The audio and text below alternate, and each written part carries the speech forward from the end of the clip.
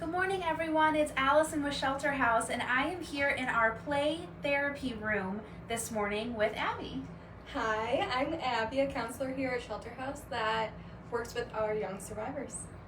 And this morning, we want to share a bit more about what play therapy is with all of you, and share one of the ways that we help support young survivors.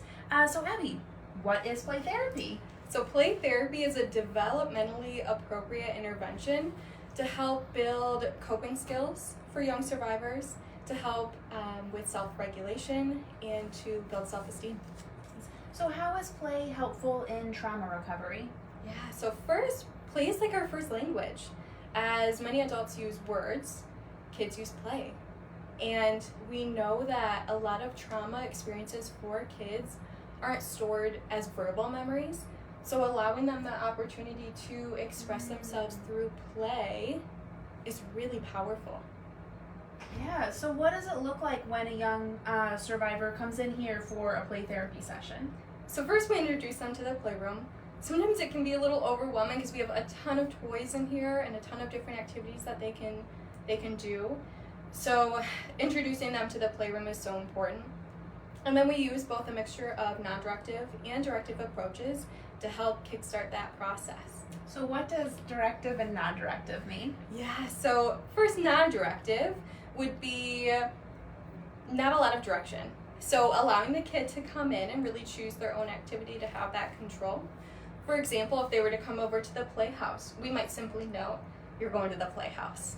And then if they do certain things in the playhouse, maybe asking some questions or simply continue to track what they're doing. But for directive techniques, really giving them more of that direction of what to do in here. So they might come in, for example, and we might say, or I might say, today we're going to be doing a drawing activity. Today, could you draw a picture of your family doing something? It's really more that direction in what they do. Okay, so what ages do you work with for play therapy? Usually it's about 5 and up. Anyone can play, whether they're older, adults, or even younger kids, but really for that therapeutic process to take place, we ask that they're 5 and up. Okay, so if people that are watching this, maybe they're a parent of a young survivor who's experienced domestic violence or sexual assault, and they want to get support for the little one in their lives, how do they get connected with our services? Yeah, so we just ask that you reach out to the hotline and ask to be set up with services.